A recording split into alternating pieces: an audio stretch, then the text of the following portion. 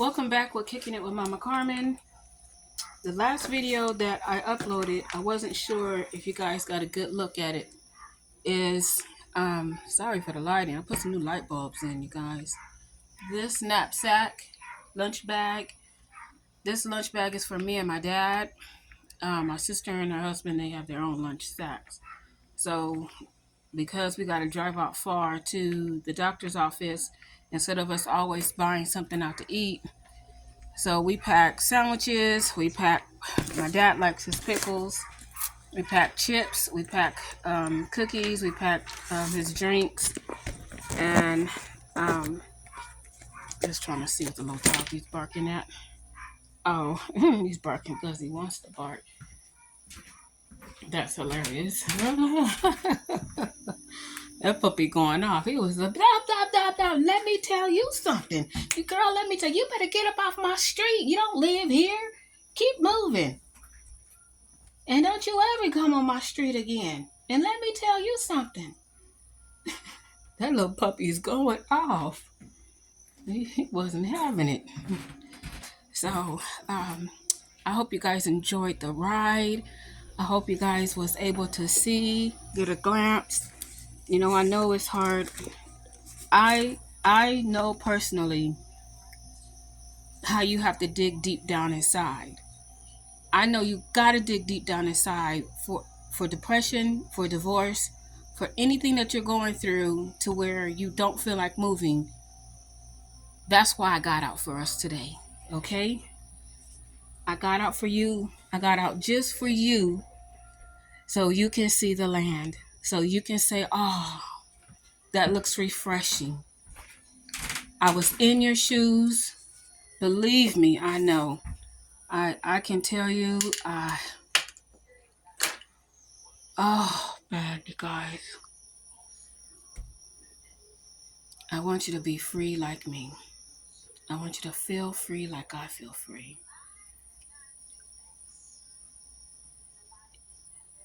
I'm almost lost for words. I can act out that anger I had with the divorce and the things that I waited for. You understand? My oldest daughter was living on her own. The youngest three, they were babies. They were teenagers. They were elementary school. They were babies. And we're waiting in anticipation. Have you ever anticipated for something and you waited? You saved yourself because you're going to save yourself. Because you're going to do what's right. It's normal. It's normal, right? I remember, let me tell y'all something.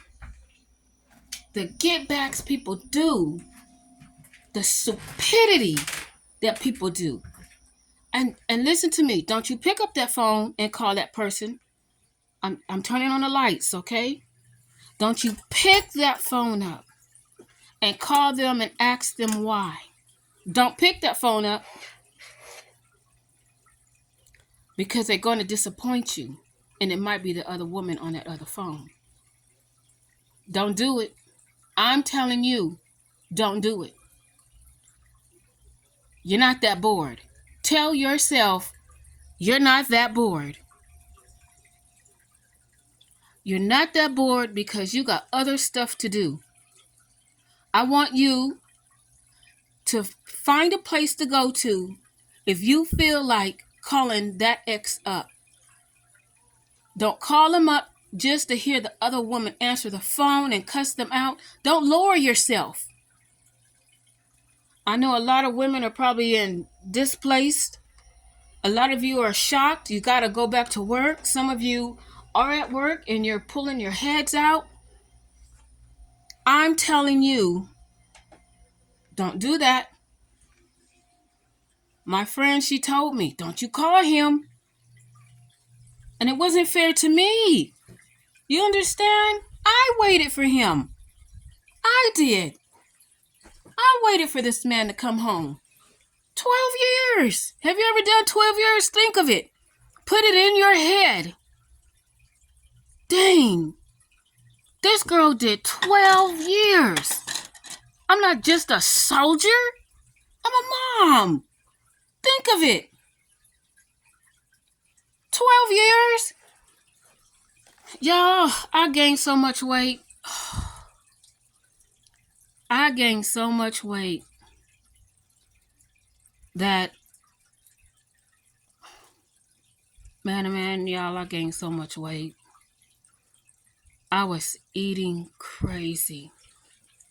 I was eating out of depression. What one person can do to you can tear you down.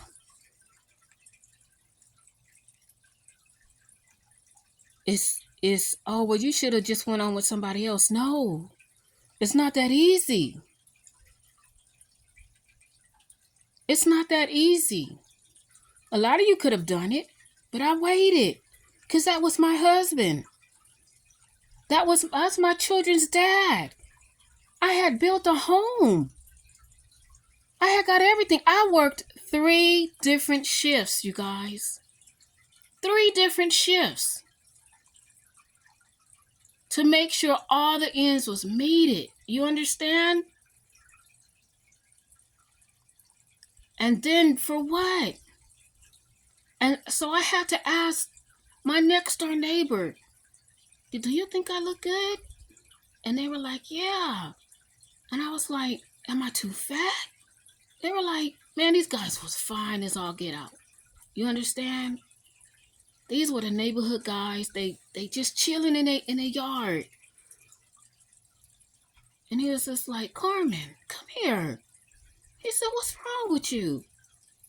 And I told him what happened. And he was like, oh, no.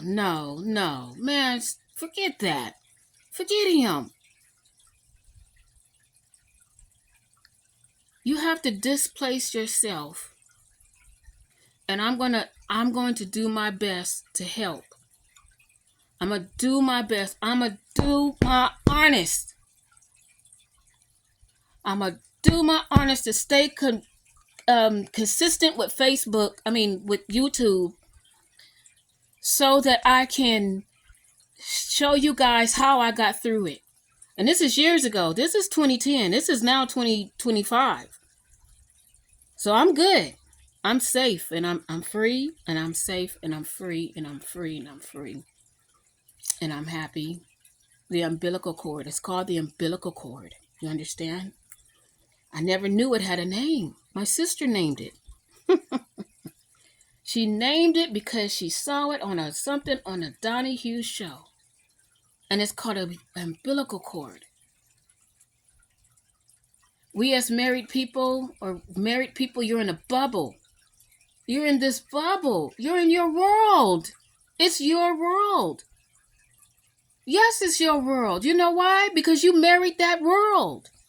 You built that world. You're going to work safely. You're going to school safely. You're getting the kids off to school safely.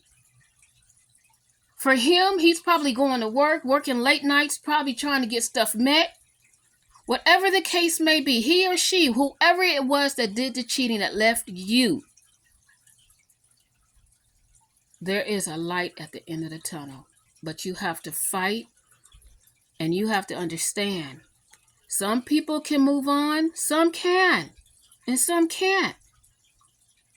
Some can't. Just believe it or not, there are some people that could just like whatever and just move on. Seriously. But there are some people who can't move on. There literally are some people who can't. I was that one that couldn't, because I didn't understand, what did I do wrong? If you got the job, the bank account, the car, the house, the kids, the lawnmower, the dog, the cat, the light bill, the food, the clothing, what else is there left? And I gave you me. There's nothing left. And you decided to turn around and just go the other way. I had to learn to cut that umbilical cord. And I thank God for my sister. I had a notebook, you guys. This notebook was so You know the binders notebook for college? That's how big that notebook was. And do you know, once I followed and did everything my sister told me to, believe me, it wasn't easy. It took 2 years. Okay? 2 years. Do you know I can't find that notebook? We've moved, right? Can't find the notebook. Don't know where it's at. I fell into deep depression. Oh my God, I couldn't move. But I had to, because I was the provider. I was the provider. He's not the provider, I'm the provider. I was the head HNIC up in that mug. I had to go provide. So with depression, I had to get up. I had to go to work. I didn't enjoy working. I went to work with a fake smile on my face. I couldn't wait to go home and dive into that bed. But then you can't. Because then you got to cook and you got to clean. And I had to dig and dig. And I had to fight. And sometimes that battle wasn't won, because then I knew on the weekends my kids didn't have to go to school. I didn't come out that room. On my days off, I didn't come out that room. I wasn't budging. All the things that I went through and I put up with, and all the things that you went through and you put up with, all the signs that you saw that you missed, all the things that I missed and I already knew about, but I thought we was over it. Sometimes people are repeat offenders. People are repeat hurters, and they're not going to stop what they're going to do. I don't care what you mend. If they're going to be a cheater and you're going to mend that relationship, and then you're going to trust them, and then over time it's like, okay, that trust is built back up. And listen, it doesn't take easy. It's not easy to build that trust up. We didn't even have a chance to build a trust up. We didn't have a chance to do anything. I didn't have a chance for nothing.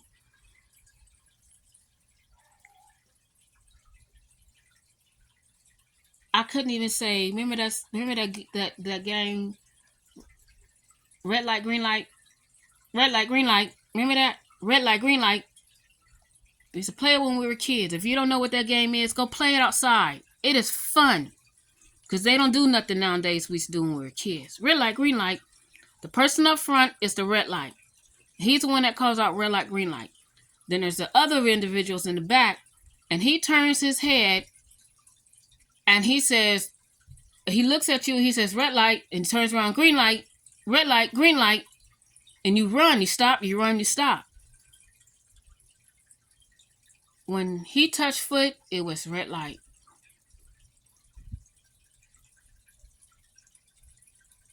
When that man went to work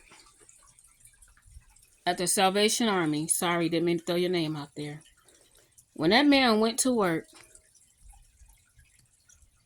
and came home with presents for another individual, because he was staying at the halfway house,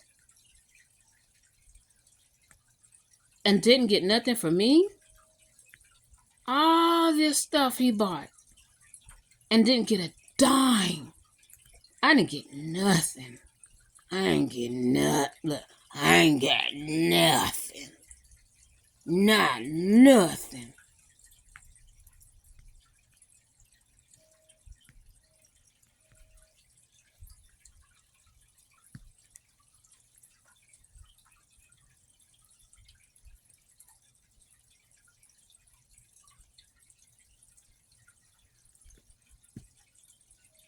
I said, wow. And he just got home. All I could say was, wow. And my inside said, my girl, Oh, my insides was like, my girl, um, you're a beautiful woman, and I don't need you to participate in this. And it's time to speak up. I need you to speak up. I need you to speak up. I need you to speak up and be like, I'm done. I'm not doing any of this. I don't know what games you're playing, but I'm out. I'm out. I'm out.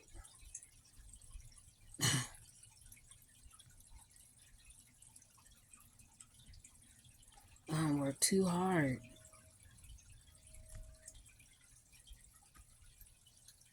I'm looking around my house because I'm at my dad's house. My home is back home. And I helped build my dad's house up. Slowly but surely on OfferUp.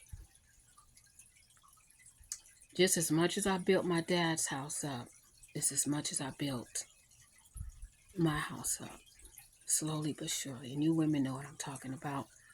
Y'all know what I'm talking about. First, we start off at the Dollar General store or the Family Dollar store. We go get our mop bucket and we go get our towels. We go get our stuff for the kitchen. You get stuff that looks really nice and you find some picture frames. Because that's what our little change is going to afford. And if you know what I'm talking about, comment in down below. Because you know what I'm talking about. You start off at that Dollar General store or that Family Dollar store because you need that kitchen stuff. Because I had just gotten my Section 8. And I started off from there. And then I called around to different places and we was able to get some furniture in. This was way before he came home. This is years before he came home. So I had assistance. And I got that going. And then me and my sister would go to this thrift store back home. And we would get, what's the name of that? I think it was Habitat for Humanity. I think it's Habitat for Humanity. Man, they have some really nice stuff in Habitat for Humanity. Bunk beds. Man, I remember one time it snowed so bad. Yeah, I had just got my income tax check. It had snowed so hard. I had got my income tax and I went there. And they had these bad bunk bed sets, y'all. Bad bunk bed sets. And I snatched those things and I bought them. I got those bunk bed sets. And after I got those bunk bed sets, I said, I want to get, we're still at Habitat for Humanity. I want to get this. And I'm like, oh, you know what? I want to get that. And I'm going to get this. And, oh, you know what? I'm going to get this. And preparing the house. No, I'm not going to go run to no place for expensive because you don't want your income tax to go fast. Because when you're a single parent of 3 kids, you can't just up and run and spend that money like you think I'm about to go to Rooms to Go and go take that money and go here and there. No, you got to be smart about it. You need that money to last 4 months. That money has got to last you until the summertime comes. Because I'm going to tell you something. When people get their income tax, the first thing they do is they run and get a car. They run and do this. And by the